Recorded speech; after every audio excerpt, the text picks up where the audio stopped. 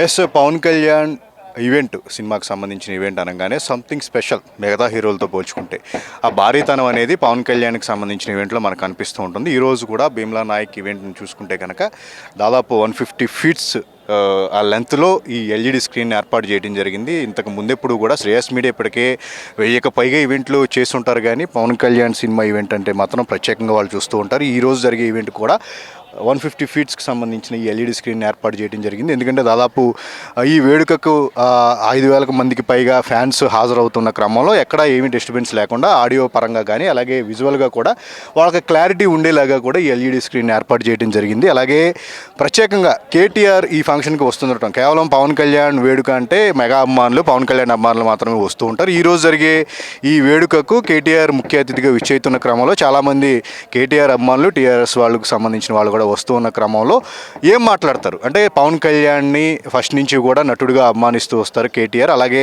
కేటీఆర్ని ఒక సోదరుడిగా భావిస్తూ ఉంటారు పవన్ కళ్యాణ్. ఈ క్రమంలో ఒకరి గురించి ఒకరు ఏం మాట్లాడతారు అనే దాని మీద కూడా వాళ్ళకి సంబంధించిన పవన్ కళ్యాణ్ అభిమానులు కానీ అలాగే కేటీఆర్ అభిమానులు కూడా ఆసక్తిగా ఎదురు చూస్తూ ఉన్నారు. సాయంత్రం ఏం మాట్లాడతారు, అలాగే భీమ్లా నాయక్ ఇంతకు ముందు మాట్లాడుకున్నట్టు కనుక ఈ ఏడాది విడుదలవుతున్న పెద్ద చిత్రాల్లో ఇదే ప్రారంభం అని చెప్పుకోవచ్చు. ఈ సినిమా తర్వాత నుంచి 2 వారాల గ్యాప్లో ప్రతి పెద్ద సినిమా కూడా థియేటర్లోకి రానుంది.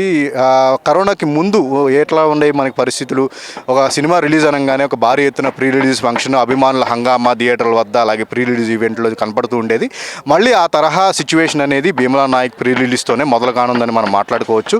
ఫైనల్గా ఈరోజు సాయంత్రం జరగబోతున్న ఈ ఈవెంట్కి సంబంధించి ఒకరి గురించి ఒకరు ఏం మాట్లాడుకుంటారు అన్నదే ఇప్పుడు ఒక ఇంట్రెస్టింగ్ టాపిక్గా మారిందని మనం చెప్పుకోవచ్చు.